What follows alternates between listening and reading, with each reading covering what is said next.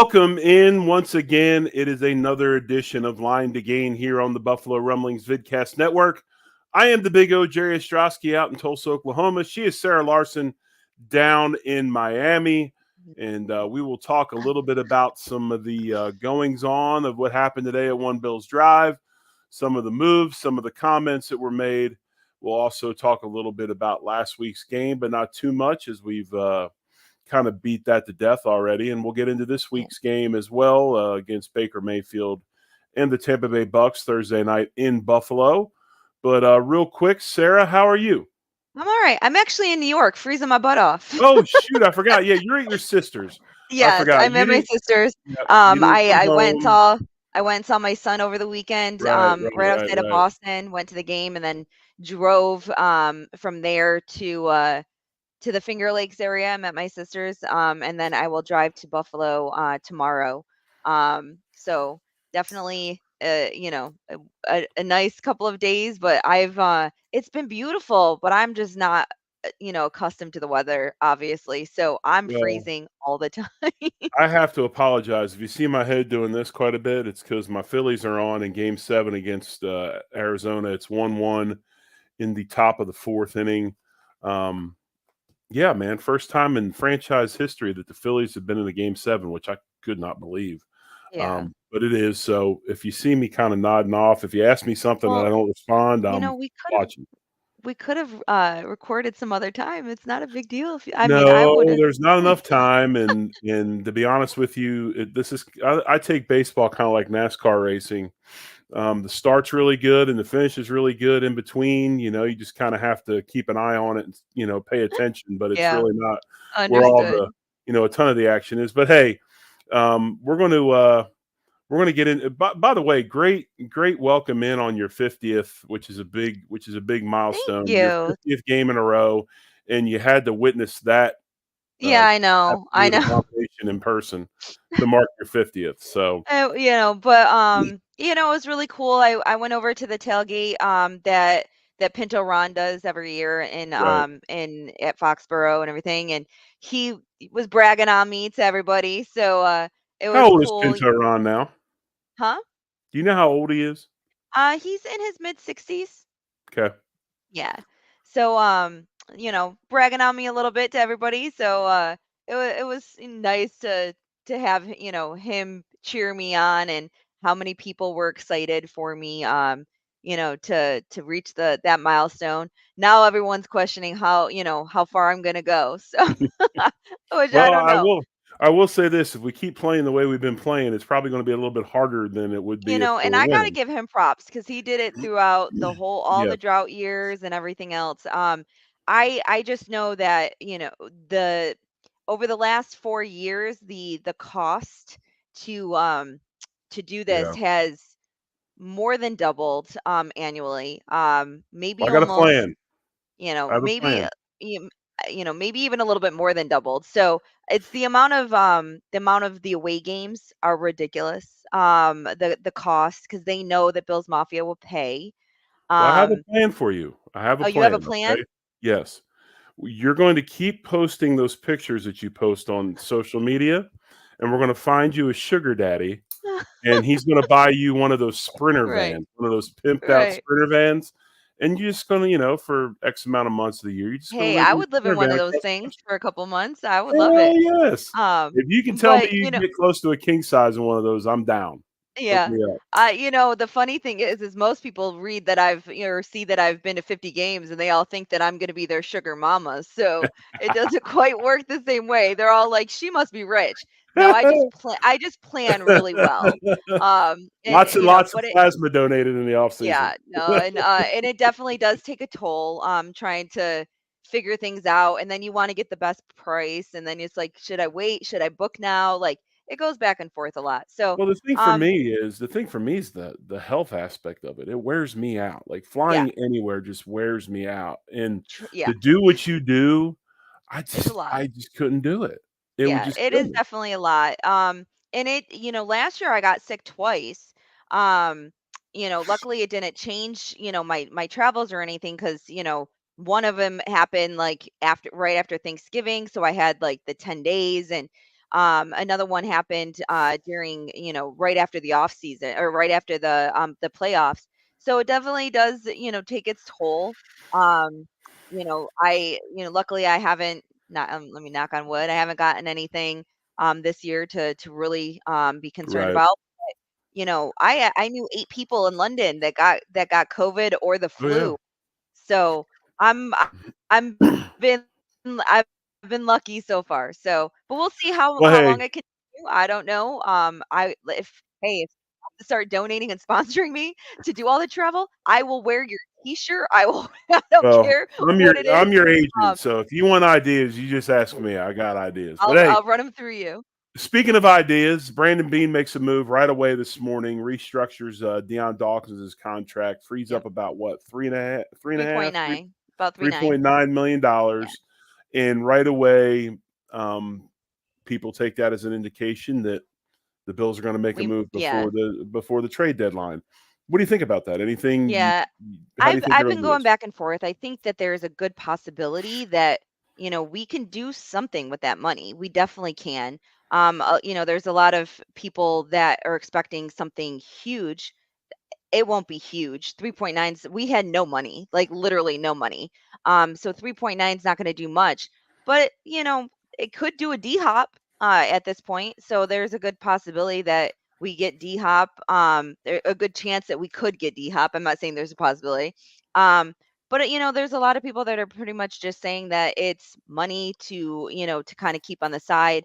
John Worrell replied today that it's kind of money, just in case there's more injuries and then, anything else that needs to happen or anything during the rest of the off season and bonuses. Someone replied back with the bonuses, but the bonuses and incentives are part of the salary cap. So I don't know where they were going with that.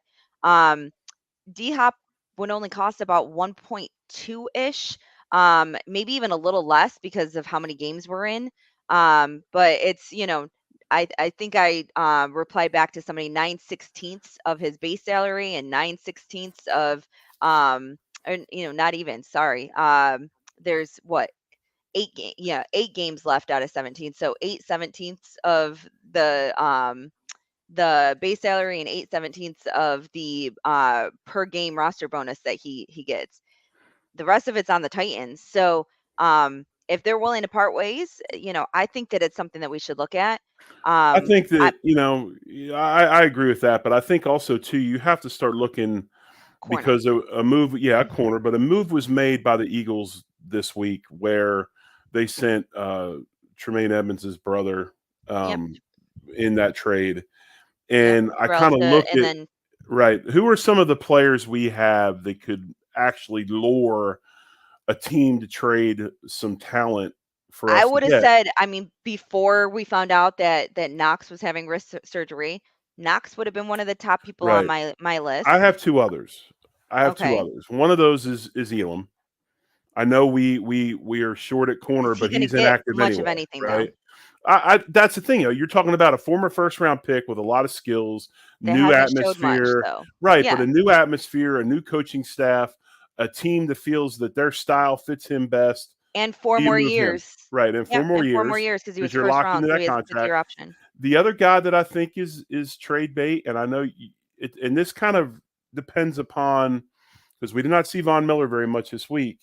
But to me, if Von is coming back and he's going to start playing more in the way that Floyd's playing and some of the other guys, you've got to look at AJ Epinesa, No. and you got to look at you. I know, but let's face facts. This is a guy that's been released and brought Oh, back. I mean, I this is mean, kind and of trust an me, we were this we is were out of both the norm, yeah, we were right? both, like, it's either gonna be him or Boogie over the offseason, and now we're like, "No, Epinesa is one of the best people Right, on our right. defense right now." AJ He's still only Epinesa, playing sorry, I didn't mean to interrupt, but he's still only playing about 30% of the snaps. right, So, right, right. yes, there Him is a good and opportunity maybe there. if you can't part with him and you feel like he has to stay, is Shaq Lawson a guy? I don't know. I just threw that out there, but I'm trying I to don't know look if at he's gonna positions that we might have some players that other teams would be interested in now that, and I agree with you, Knox was a prime trade candidate until the wrist surgery. So, yeah, I think that there's it could get interesting, but I think if a trade is made, you're going to lose some commodities, and those two yeah. guys come to mind off the top.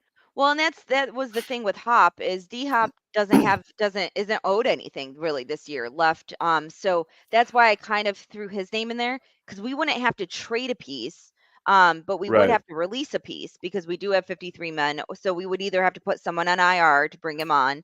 Um, so all that is an option, definitely. But um, I definitely think as much as we want a wide receiver, I think corner is what's killing us right now.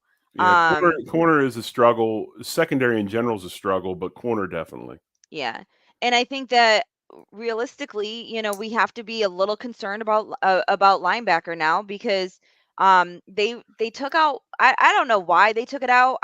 I'll be honest, I have not rewatched the game because I, been traveling and then spending time with my family. I don't really know why they took Williams out of the game. Dorian He had such a good game the week before. I mean, did they score? 2-1. All Let's right. do this. All No, I right. think you're right. And McDermott made a comment about he struggled on some plays. Of course he will. He's a rookie. But the thing about him that I love is he's got a motor and he loves to play and he can make up for some mistakes with his speed and the stuff he does. So Right. it's not like Dotson went out there and set the world on fire, I right? So thought how do you learn as a rookie?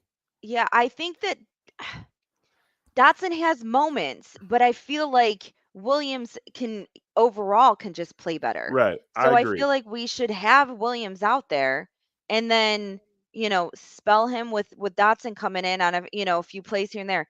Dotson's just so terrible in coverage. We are getting burnt downfield, Right. like terrible.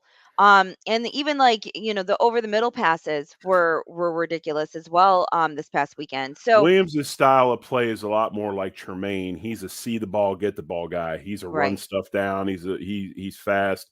He doesn't have that necessarily behind the line of scrimmage slash ability that Bernard has, but that's not really what they brought him in to do. He's an outside Right. linebacker.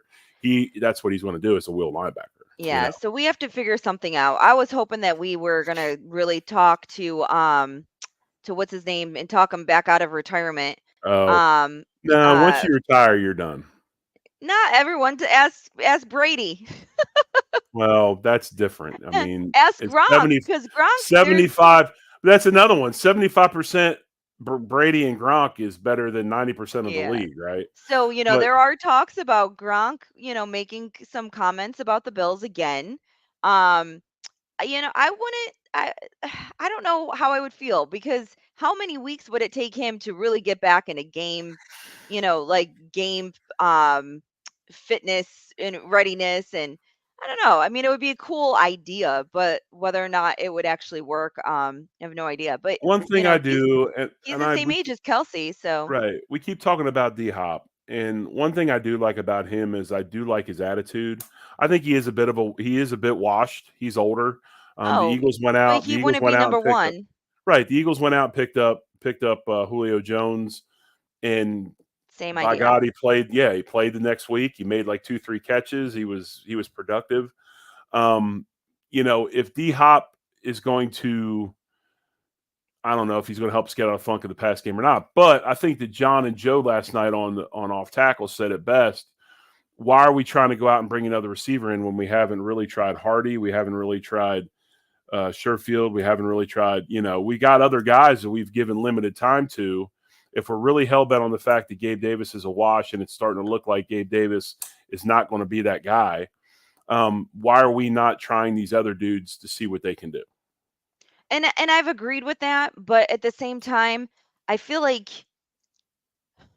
they would be trying to scheme them open a little bit more, and if they are, then these guys just aren't getting open. Well, we had So, this now conversation last night, Sarah, and that's where I think we're lacking somewhat at Right, receiver is we're not running a scheme to get open type thing. I think right. we do it, and this is really weird subject. It's a touchy subject because yes, they do run schemes to try to get guys open, but I think that our stuff is more relied upon talent and those types of things. Where when you look at Miami, you look at Philadelphia, look at Kansas City, it's plug and play with receivers, right? As long Yep. as they've got kind of similar traits, that's fine because And you're going to run these different routes over and over again because we're going to scheme you open. right, and for those people who did not watch the Minnesota game versus San Fran the other day, I suggest you watch it because they're missing, Justin Jefferson. Addison comes in, makes catch after catch after catch. He goes out for a few minutes, Right. injured, and then they have their third and fourth string out there making catch after catch. I mean, Kirk Cousins looked like he was an MVP candidate, the other day. So Cousins is a good quarterback. He's I think another one I that think doesn't get he's as much between 10 and credit. 12. I think, You know, if we sit there and kind of, you know, he's between 10 and 12. well, I if we're talking the 10th or 12th best quarterback in the world, it's pretty good.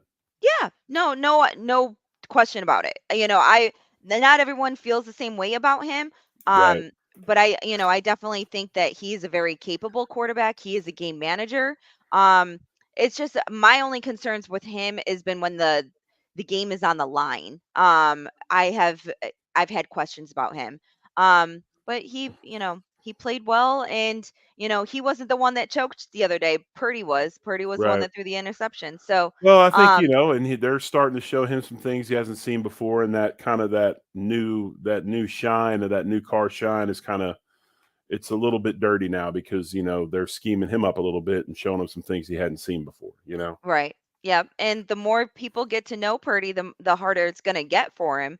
So, but I like him as a quarterback. I'm realizing that, people are starting to come down to earth on him a little bit more so lately because he's Right. not doing all the crazy things he did last year and whatnot. So Well, hey, we're going to go ahead and get into the Bills rewind. We're going to talk about last week's loss against New England. But real quick, before we do that, here's a word from our sponsors. Nothing builds the thrill quite like seeing our Buffalo Bills march right down the field. Every pass, every play, and every touchdown. But for those of us who have to catch the action blurry, it's time to call Fichte, Endel, and Elmer Eye Care and schedule a consultation. With Zeiss Smile technology, you can have your vision corrected in moments so you can get back to focusing on what's important. It's a quick, pain-free procedure with a world-class team, and you're back in the action. Visit us online at Fichte.com and take our free self-evaluation test to see if you are eligible and schedule a consultation. Because here in Buffalo, we don't just watch the game, we live it. Fichte, Endel, and Elmer Eye Care. We are focused on you.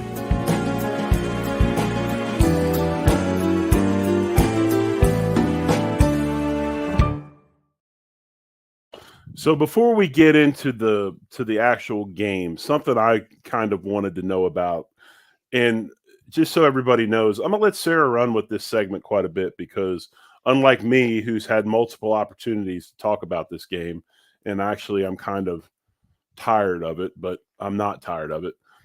Sarah has not. So I'm going to allow her to have the floor and I'm going to kind of guide her along with some things. And right off the bat, one of the things I wanted to talk about, Sarah, was you're at the games. Obviously, the New England crowd's big for New England, but when you look down at that Bills sideline, did they seem like the Bills that you always see? Did they seem up? How was the energy of this team rolling into yeah, this game? it reminded me of the Cincinnati game.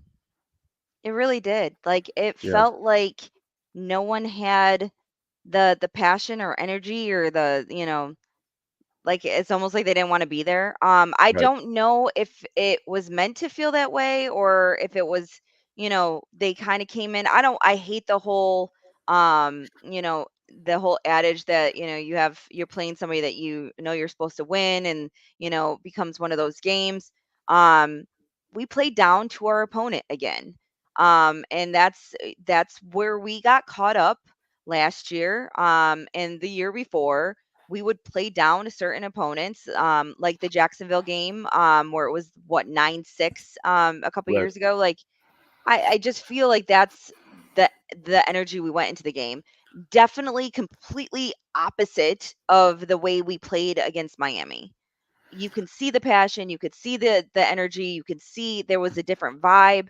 Um, and they kind of, like I said, they marched down the field. We held them to 3, but then Josh comes out and throws an interception on the first play. That didn't help matters. Not only was the team kind of deflated, the fans were too. Let me ask you this, and this is something that this is something else that I was curious about, because when you talk about energy on the sidelines, it can be affected by a lot of things, right? And if you can't be an energized team at home in front of your home crowd playing the Dolphins, then you probably should get out and go sell Right. insurance.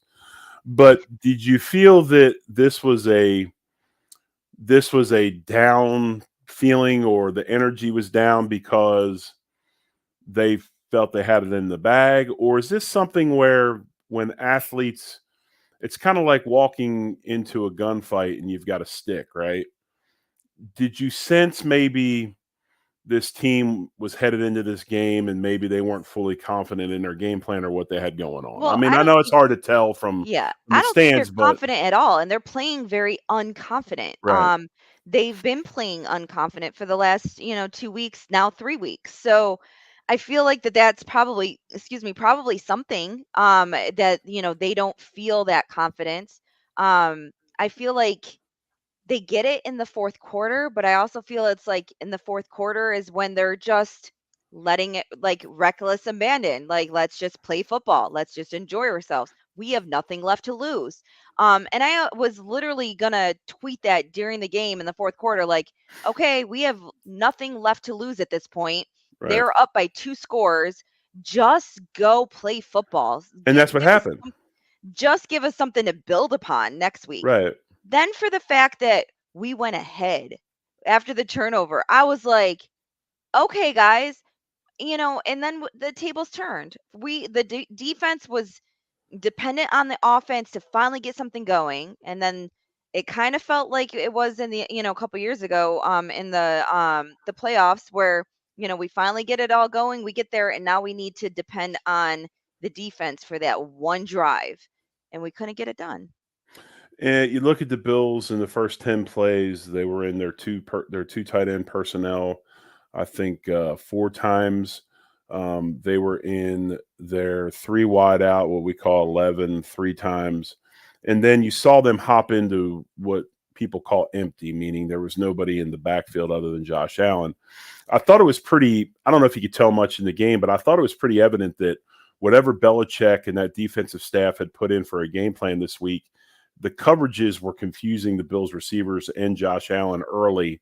And it's kind of why they hopped into the empty look to try to clean up, where these DBs were, who they were Right. covering. And because that's what you do to try to clean up coverage, is you add more guys, get guys spread out and create space. I thought some of Dorsey's adjustments were good. I mean, I thought what Dorsey was doing early was very, very good as far as adjusting and trying to figure some things out. But again, just, dead in the water. And a point that you wanted to try to make, or you wanted to talk about, and I agree on, untimely penalties put the team Ugh, behind the sticks, and really, really, had a penalty that took a touchdown away. yeah. Just really, really hampering this football team. Yeah, we started the season out. For the first 3 weeks, we were averaging about 4.5 penalties a game, 4.75, I think it was. Um, and so we were one of the least penalized teams in the NFL the first 3 weeks.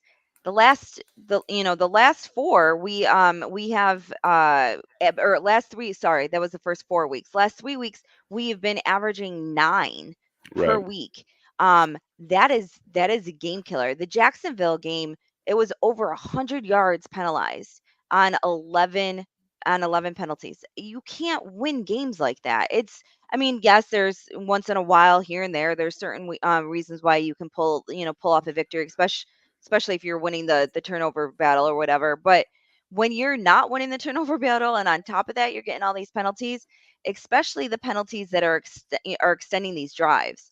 So many times on defense, we're getting these penalties that give them a first down, and they get free, another basically free 4 downs to continue their drive, when they should be going off the field. And it happened way too much last week, or on Sunday, way too much. And it started in London, and I kept on saying, well, another third down, another penalty extending third down. We need to figure that out. And I don't, and that's, to me, it's both execution and coaching. We need to figure out it on both sides, because we're not playing, you know we're not playing, good structured football. They're Right. playing like they have like no care, almost like it's careless football. I think, Sarah, with this penalty situation, it usually comes down to two things. The first thing is fatigue. Fatigue causes penalties, and I think that was definitely the case in London. And then the other thing that causes penalties is being not mentally sure. Maybe not quite knowing what to do, maybe being confused, and that causes penalties as well Yeah. because you're not mentally locked in. And when you look at the penalty problem and it coincides with some of the worst football this team's played, especially offensively, it makes sense, does it not? Yeah, it does. I mean, especially London, like you said, the time of possession was, I mean, so badly. Just it was just such a disparity between what the Jags had and what we had. So I Right. can see why. I think it was 7 defensive penalties during that game. Um, but little things like uh, unsportsmanlike conduct and stuff like that. Ed Oliver got flagged, I think, twice in one game for that. He got flagged again against the was it the Giants game or the game before that? I don't. I He's think it been was flagged a Giants couple of game. times. He's been flagged a couple of times for that. So I feel like he needs to clean that up. Obviously, we're better with him on the field, so we need him. We need him back and healthy. Right. But you know things like that, those are mental mistakes. Those are frustration mistakes. In my opinion. So you get frustrated with Right. things not going your way and kind of take it out at the end of the play. Those could be cleaned up. The offsides, as much as they're frustrating, I get you're trying to time it. Especially if they are, trying to rush the passer. They're trying to get off the ball quick on a blitz, and sometimes you don't time it all that well. And it happens. Those are a little bit here and there. Offensively, the offensive pass interference calls are killing us. It's now been, I think, 2 or 3 that we've had called against us. They're calling back, number one, they're calling back touchdowns, or the ball moving from the 2-yard line to the 17-yard line. We can't keep on doing stuff like that. Um, Well, and that Whether or penalty not, was awful. I know.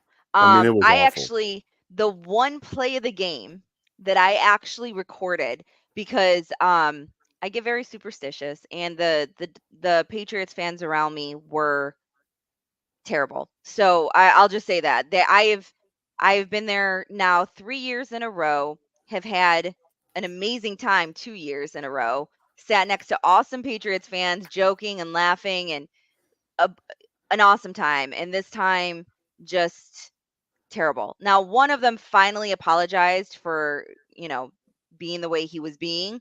But the 3 guys in front did not. The fourth guy that was with the 3 guys kept on looking at me and like putting his head down like he was embarrassed. Um, so definitely added to a very bad experience. But so the fourth quarter, when we started coming back, they turned around and were quiet. But then the second they got the score right back in my face again. Um, Well, unfortunately, that's the way of everything that's going on around here nowadays. You can't. yeah. Nobody Yeah, can I mean, they commingle. were, Everybody has to have a side, right? yeah. But anyways, I did record one play. I was like, I'm gonna get it the first touchdown. Um, and then I saw the flag being thrown, and I'm like, wait a second. Well, so I'm waiting and waiting. Of course, they're not playing the replay on the jumbotron in there. So I Right. rewinded on my phone. Um, and someone, I don't even remember who tweeted. Can someone actually post this play, this penalty that was such a big deal?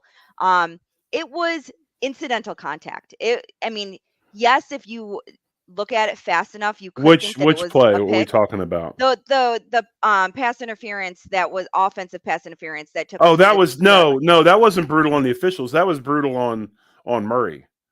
When the guy's back is turned, you can't go up and smash him.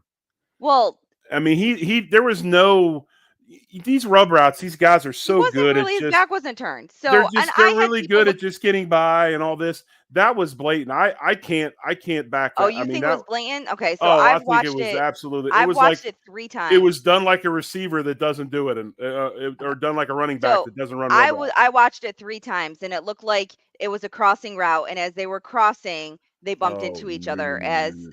That's what it looked like to me. It looked to me like the guy before he could even turn. Murray was right into the back of him. There was no other guy around. It was like he just made a beeline No, to there was him. 2 Bills. There were 2 Bills around because it was, Well, I I'm believe. yeah, I know there were 2 Bills around because they were trying to rub. They were trying to rub him, the one guy to get off for the route. But I'm just telling you that no, that wasn't a Okay. missed call by the It To me, officials it looked like in my incidental mind. contact as Ooh. they ran into each other as they were crossing. But Nobody regardless, argued that on the sideline. huh? Nobody argued that on the sideline. Well, what are they going to argue? You can't. Well, It's not like they can because yeah, replay it. exactly, because it was so blatant. I mean, it wasn't like they were No, flipping but out it's not saying, like you can replay it to argue it. right. I But mean, there was no. literally, Twitter was going off about it, so I posted Oh, the video.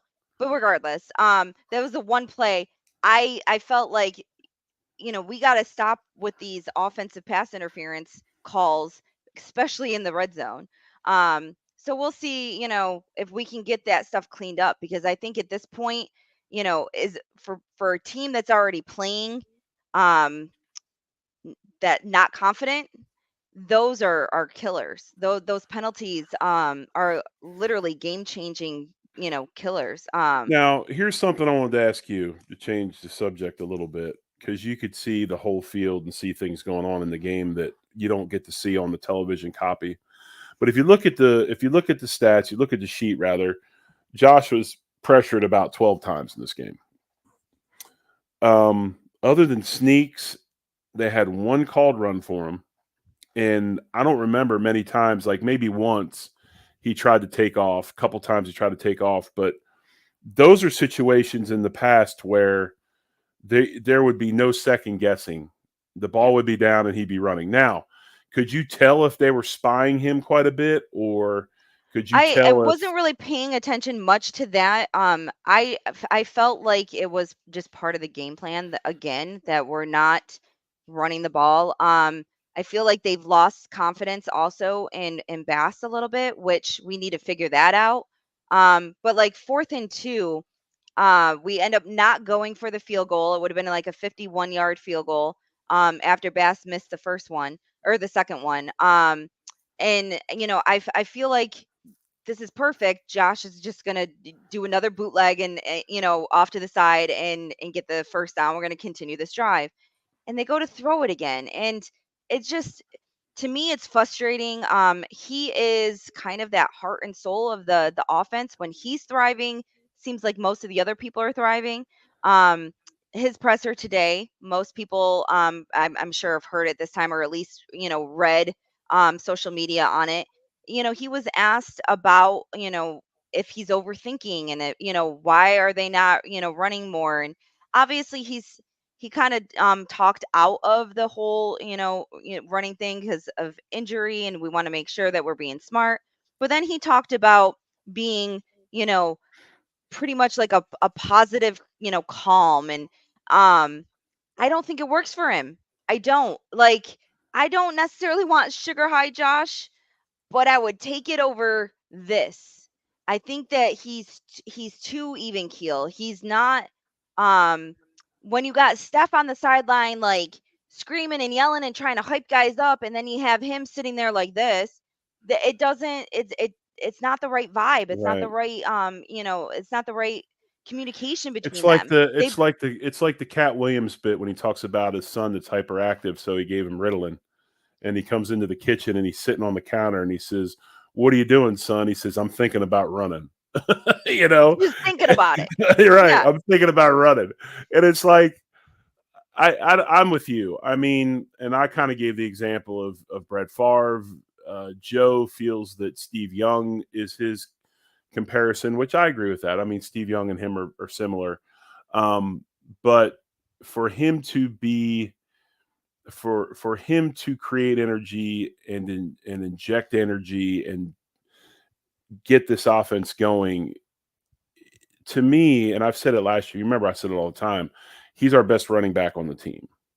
And whatever they're trying to do, they've got to free him up a little bit Yeah. because when he gets Well, downfield, it's dynamic.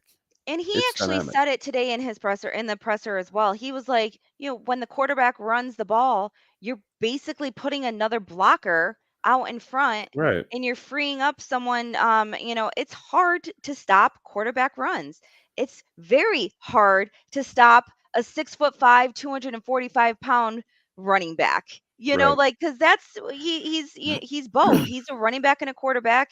It's combined, and he is I've complained about him being the most utilized running back on the team or the best running back on the team. I don't think he's the best running back on the team anymore. I think he's the most um, consistent. I think that if we have designed runs, he can do stuff that Cook can't do because of his size. Um, so I feel like I don't want it, I never wanted it taken all away. So when I complain about like, well, of course our running game's not that bad because we're putting in 750 yards from our quarterback. Obviously we're all fearful of injury and everything else, but you are literally handicapping half of what makes Josh Allen great. Right. We need to figure out a healthy balance. And, James Cook had a good game, but he still didn't run the ball enough. I feel like, he had like 4 or 5 catches out Let of me let me backfield. let me say something about that. And I said this before when everybody talked about getting Cook involved in the offense, and I said, "Do you really want to give him the ball 30 times and No. take the ball out of Josh Allen's hands 30 times a game? If this is how they want Josh to play, give it to Cooks 30 times." Because there's no reason I hear you. there, I you know what hear I'm you there. saying? There's no reason to let him have the ball if you're not going to utilize what he does best. And there's a lot of talk going on about McDermott and him wanting to play complementary football. And you know, I can't get mad at McDermott because he's the head coach, man. That's his job. If he wants to tell the OC to run plays a certain way and have a certain style of offense, that's his prerogative because he's the boss. It's gone on for as long as we can remember. I Right. mean, I brought up a couple examples today. There was an instance where, if you're a long time ago, Buddy Ryan and Kevin Gilbride, who was at the Bills for a little while, got in a fist fight on the sidelines, and it really wasn't a fist fight. Buddy threw the first punch and tried to choke him, but that was Yeah. because Gilbride went out, put his defense in a bad spot, and Buddy got pissed. So There was a time when Roethlisberger was really, really tight with Bruce Arians. When Bruce Arians was the OC of Pittsburgh, they were killing it, right. putting up great numbers. Tomlin didn't like it. They fired Arians and hired another OC because he I have a wanted it run question for you differently. when it You comes know, to um the OC and the quarterback. And so back in your day when Jim Kelly was running the K gun, he was calling his own plays in right, essence, correct? right, yes, Do you feel like, because I feel like when we're kind of in a hurry up offense and there's a couple of plays called and Josh just goes out and you can see him tapping his helmet, audibling every once in a while and stuff. Do you feel like he's ready? Do you feel like he has the mentality to be able to, scout the defense, see what the defense is giving him, and maybe go out and start calling his own plays to see? I'm not saying try to bring the freaking K gun back or anything, but like right, something to that effect. Maybe a right. little bit of both, where he has more audible opportunities. Him and Dorsey kind of you know draw up a couple plays in their mind ahead of time. They're running, they're going faster now. Obviously, if you don't pick up first downs, you're getting the defense back on the Now, field quicker. just to jump in here, they do that already in the 2-minute offense. Right, Josh will have multiple plays at hand, right, so they don't and have they to waste seem to time play on signals, better. right? Okay. The K gun, the thing, and John talked about this last night, and he did a great Oh, I job of it. wasn't. I didn't listen the whole show. Sorry. People think that it was a complex offense, and honestly, it was really, really simplistic. There was probably, you know, 8 core plays we ran all the time. A few wrinkles here and there, but it was not this complex thing that people thought it was. It was really, really kind of the start of taking advantage of what the defense gave you, being able, Andre doing a wonderful job of reading the blitz and cutting it off to a slant, hitting that slant all the time, and until the zone blitz came in and took that away, and that's when things got a little bit more difficult. But you have to have two plays at the line. Usually we had a running play and a pass play, or we had two runs or two passes. We'd come up to the line of scrimmage, depending upon the look. A lot of times it was how the nose guard was lined up, how the tackle was lined up. Then we would call plays accordingly. So, yes, while that concept is cool, I mean, I don't know if hurry-up schemes aren't quite as complex as people make them out to be. They're very, very it's pre-read stuff, and you already know where the ball's going before the ball snapped. So that's why, do I think Josh could do it? Probably over time. Do I think that's what the issue is? No, I don't. I think the issue is he is just not comfortable with what they're doing right now. Okay. No matter Yeah, whoever calls the play.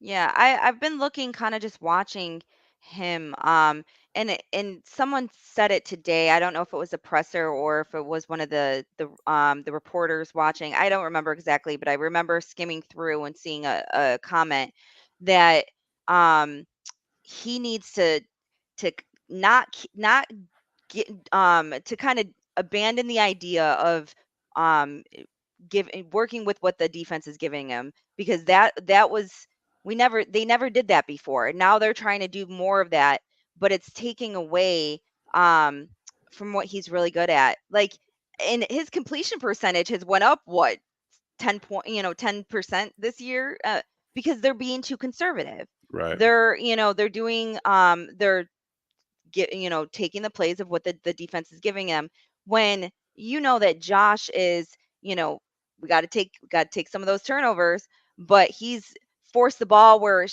probably shouldn't be going. But guess what? We'll have a crazy catch here and there, and um, you know, just getting back into that groove again. And that's why I said something about the K gun, because I feel like if he's going out there kind of calling what he wants to call and running a more fast paced offense, and it's going through him, and he's dispersing the ball the way he feels, in that moment he feels who's playing well. I just feel like it's something to get us out of our funk. Cause even though right now, in my opinion, there's not too many teams in the NFL that scare me. I don't feel like there's a clear, like, you have teams like San Fran losing 2 weeks in a row. You have Philadelphia losing to a backup quarterback. You have, it has not been like a clear cut leader of the pack. Now Kansas City's still figuring out ways to win, but they still haven't looked exactly the way they normally do. If Kelsey goes out, that offense is going to struggle. I mean, they literally run through Kelsey. So no team really has stood out to me as being crazy, ridiculous, clearly, Well, it's head the and ebbs shoulders and above the rest. it's the ebbs and flows of the league now, with 17 games and all these games overseas and all these Thursday games. You're never going to have teams be undefeated anymore. It's just it's too hard. You can't play the number of games these guys play on Thursday nights and over in England, over in Germany, back and forth. I mean, Right. it's not plausible. It's just not something that's going to happen. So Right. if the 72 Dolphins want to get a truckload of champagne, do it, because they're probably going to be the only undefeated team in the league, because the league is not allowing good football week in and week out due to the strains that they've put on the players. But I think the biggest thing is this, and after this we'll get to the fast forward segment and talk about this week's game real quick, coming up against Tampa Bay. I don't think there needs to be this huge shift in offensive philosophy. Okay. I don't think there needs to be throw it out and start anew. I think that it all comes down to the quarterback position and allowing him to do the things that he does well. And you know what? I'm sorry. I'm sorry, McDermott, but you're going to have to let this guy go be himself. And Let if it Josh be makes you have Josh. a right, because guess what? You try to constrain him and he threw a pick the first play of the game. You got to allow him to run the ball. And the thing is he gets older. Some of those picks he throws in those scramble situations or in the quote unquote sugar high Josh mode, they're just he can correct that. They're silly stuff. It's like the deep post patterns of Yeah. digs that's double covered and then you overthrow them by 10 yards and it's like a punt, right? So I don't necessarily think that they've got to go have this whole change in offensive philosophy. They just got to get back to doing what they do because Right. it's even affecting the O-line play. I mean, the offensive line doesn't look as confident as they looked earlier in the year. Right. They've had two really subpar games in a row. Well, The in, someone tweeted to me earlier today that Josh needs to get rid of the ball faster. Do you feel like it's on Josh right now, or do you feel like every time he gets, every time they snap the ball, he seems like there's a defender in the backfield and he's running for his well, life. this week, the guy that everybody likes to talk about not being able to coach because he doesn't have his quarterback anymore, schemed the hell out of our football team. Offensively and defensively, they schemed us up better than anybody we played against this year. And one of the things they were doing, and Orlovsky, if you would go on Twitter and look up Dan Orlovsky, he has a Mhm. kind of an explanatory video there about how he brought the extra pressure in certain spots that he knew that the Bills couldn't block. I mean, because one of the things about empty is you take a back out of the backfield, you got 5 to block 5. If he brings 6, he's the quarterback's man. But to go back to your original point about he doesn't throw the ball quick enough, most of Josh, if the guy's open, throw the ball quick enough. I'm not worried about that. What I'm worried about is give him the freedom that once the ball does not come out because the guy's not open, allows a scramble situation, allows Right. him to make plays with his feet. Because most He of can pick up Josh's, 5, 6 yards like it's nothing. but 99% of Josh's highlight throws that are top 10 ESPN or top 10 Sports Center are not on time throws. It's like the throw to Right. Morris, 2 games ago against Yeah, against the Giants. he was outside the pocket. He was getting Yes, ready to run. Yeah. right. Those are when he makes the spectacular throws. And then he had the couple against Miami. So I don't think this is a thing where you've got to go ahead and just change everything, but you can't you can't turn a thoroughbred into a plow horse, right? You got to Yeah. let him do what he does. You're taking away, like I said, you're taking away 50% of what makes Josh Josh. So All right, this week the Buffalo Bills take on the Tampa Bay Buccaneers on Thursday night. If you're at the game, look for Sarah. She will be there. But before we get to that segment, a word from our sponsor, Picasso's Buffalo's Pizza. Hey, football fans, the season is here, so you know that means family, football, and food. But for the NFL's best fan base, it can't be just any food. Bills Mafia only eats the best during the season, and the best is Picasso's Pizza. With 4 great locations in Western New York, it's so easy to treat yourself to the most flavorful pizza on game day. Picasso's, we are Buffalo Pizza, shipping local and nationwide. Order online at picassospizza.net. So we got Tampa Bay this week coming into town on the Thursday night. Once again, another short week. Thank you, NFL, for putting our players in the most unsafe positions they could possibly be in. So we appreciate that. But obviously, I guess you would have to say that what's all the focus on, right? Whether right, wrong, or indifferent, Baker Mayfield comes to town. There's a guy that'll have a little bit of fire in him. Now he might not have the greatest of game, but he's going to play confident and he's going to get after it. And they better not be sleeping on Baker Mayfield because he can get after it. He can make plays. yeah, he's been like he didn't participate in practice yesterday, and he's been limited today. Ooh, I did I not know still that. think he'll play. I don't think that there'll be any issues with him playing. Hopefully, I mean, it is what it is. It is his knee. I'm not sure if it's gonna prohibit him from running outside the pocket much. So hopefully we try to scheme up some more blitzes, put some pressure on him. To me, he gets a little agitated anyways when he, tends to be a lot like Josh. Josh does react well to the blitz, but sometimes I should say sometimes he doesn't. So Right. there are moments when, especially if they're getting to him, that he ends up having it, affect him. But the Tampa Bay Buccaneers are kind of one of the teams that are pretty darn healthy for the most part compared to other teams. So um they just been up and down this year. I can't put a finger on it. Right now, the Bills are 8.5 point favorites. Right. And we're 4-3. They're 3-3.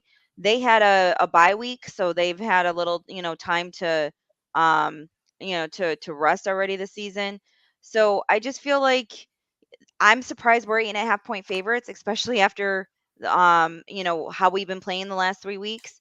Um, but again, the Bucs, they'll have one game where they come out and they look great, their offense is clicking, and then they have another game where they can't put up 6 points. So I don't know what Bucs we're gonna get. The one game I do remember is playing Baker Mayfield in Cleveland a couple years ago. I think it was in 2019. We were up convincingly, and they ended up coming back and winning. And he actually ended up having a pretty decent game. Um, but everything that's happened over the last couple of years, especially with Baker being in and out of having an actual team, being backups. At this point in time, we can't have Baker beating us on Thursday. But the defense is going to have to prove that they can hold them to. I I'm going to say under 17 points, and if we can hold them to under 17 points, I'm pretty confident that the Bills can score more than that. Even through all our troubles, I think we're still averaging 25 a game. Um, so I think the Bills are still not going to have a problem winning the game, but I said that against the Patriots. I just think that I'm just concerned about that point spread, to be honest with you. I think 8.5 is a lot. Hopefully the Bills at home, but I said it against the Giants too, that they were going to come out and destroy the Giants, especially after the losing to the Jags in London, and that didn't happen. So um I'm just hoping for Josh, the Thursday night football Josh, to come out. I think he's undefeated on Thursday night football.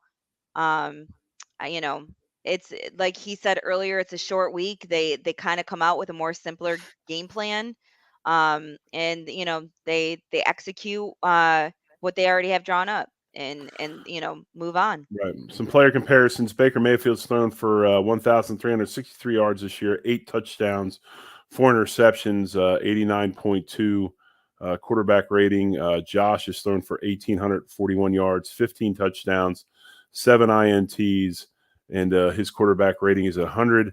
One thing it's gonna be imperative for Tampa Bay to do against the Bills, and we'll see what happens. But they have not been very good rushing the football at all. Rashad White is their leading carrier. He's only gained 266 yards on 83 carries, 1 touchdown, 1 fumble. Cook's up over 400 yards so far with 1 touchdown. It makes him a little bit more one-dimensional. So Right. Mike Evans, obviously, the name is big. He's up for a new contract. He's got 468 yards receiving, 4 touchdowns, average over 15 yards a catch. So he can make some big plays offensively. The Bills have a huge advantage offensively over Tampa Bay. They're ranked 27th in total yards, 15th in passing yards, 29th in rushing yards, 26th in points, 10th on third down. Bills are still ranked and this is what's crazy, they're still ranked really, really high in most categories, right. especially third down at 48.3 on their percentage of third downs. The one thing I'm going to say is, the Patriots were 31st offensively, I think, last week. Yeah. They averaged 12 points a game. They got 27 on us. Or what was it, 27? 25. Bills defense, not great, pretty much run of the mill. 16th in total yards, 10th in passing yards, 23rd in rushing yards. They are 5th in points because they haven't played some teams that beat us up and didn't score much. They're fifth in total points, 24th on third down. That's probably the glaring thing, Sarah, defensively right now. The other stuff is good enough to win, but the third down percentage isn't good enough. Being 24th in the league, they got to get better there on third down and get off the field. Yeah. It's supposed to be great weather, so I'm hoping that, weather doesn't play any factor in it. But as I said earlier, we got to figure out what's going on with Bass. Yeah, and that is definitely concerning. Yeah, and I mean he's taken 6 points off the board last game or the 2 games ago, 3 points off the board this past game. And to be honest with you, I said it before, if he would not have missed that kick, I believe Sean would have kicked a field goal instead of going for it on 4th and 2. And we would have gotten 3 points back. Now that 3 points might not have had a factor on the end of the game. But you never know, because maybe at one other point, we would have kicked the ball or something. I feel like people are losing confidence in him, and he's losing confidence in himself because of it. Well, I will say this, and it's inexcusable at home because they practice in that stadium. He should know the wind patterns and all that. New England is just like Buffalo. There's some big wind. There's some issues there with the tunnel and all that. So even so, did they not just redo his contract to boot? Yep. Yeah. Yep. Which, I mean, he's been statistically one of the top 3 kickers in the league over the last couple of years. So it made sense to extend him. But we got to figure it out because Well, I told you what the problem is. Huh? I told you what the problem is. The eye black? Got to get rid of the eye black. It's bad luck, man. I'll make sure he hears that's what his problem is. He's off balance. He needs either one more eye black or to take it off altogether. It's feng shui, man. Feng shui at its simplest form. Maybe he just needs to change the eye. Maybe he needs to go under the other eye. Ooh, I like that. I like that. All idea. right. Well, with the Bills, most people know, quite a few people are still listed on the injury report, but most of them were full participants today. Dawson obviously is going in for wrist surgery. There's no timetable for his return. Quentin Morris is still a limited participant, or no, sorry, he still did not participate. So we might be going into the game Thursday with just one tight end, and then possibly Reggie Gilliam as a potential if we need it. But there won't be any more 12 personnel for a little while, I have a feeling. So Ed Oliver. Do they have a tight end on the practice squad? I mean, we had, I don't know anymore, to be honest with you. It's slipping my head. We did have one person, but we did let him go when we brought somebody else on. So I don't know who we still have on there. Right. But well, I think Reggie can fill in, but he'll be off the ball. Yeah. So right now I think that my biggest concern is Ed Oliver and Jordan Phillips. They've both been limited. We need both of them to be healthy and in there. It's going to be a big deal to get them healthy. And you did mention that Tampa Bay has not been great running the ball, which is a good thing when you have a whole bunch of injured interior linemen. But it's still when you have two of the better interior linemen. We missed Ed Oliver last week, so hopefully they'll both be able to be a full go. Vaughn, he's kind of been in there as a vet rest / knee. So I don't know if they're just still trying to ease him in, or if there's anything to be worried about, or if there's been any swelling or anything. They're all saying no. They're all saying he's fine. I want to hope and believe that we didn't bring him back too soon. Well, I mean, he hasn't done very much, even when At he's all. come back. But that's the concern, like he's only had about 20 reps per game, and then he was down to I think 11 this last. I don't quite remember the snap counts that I looked at briefly. So I don't know. Right now we need to figure out this defense, and it's a little concerning. age is undefeated and untied. No matter how good a shape you get yourself into, it's really, really hard once you start creeping up there. And I just think maybe that, I would almost bet that he's got some swelling issues and some things like that just Yeah. from that thing not being super, super happy yet. But, he'll eventually be back to where he needs to be. So anyway, Sarah, it's been awesome as always. I'm fired up for you. 50 games is a big deal. We'll start the next half century Thursday night. Hopefully it's better than number 50 and that it comes with a win. And we will be back here next Wednesday, 9 Eastern, 8 Central, our normal time. And we'll hit all those comments.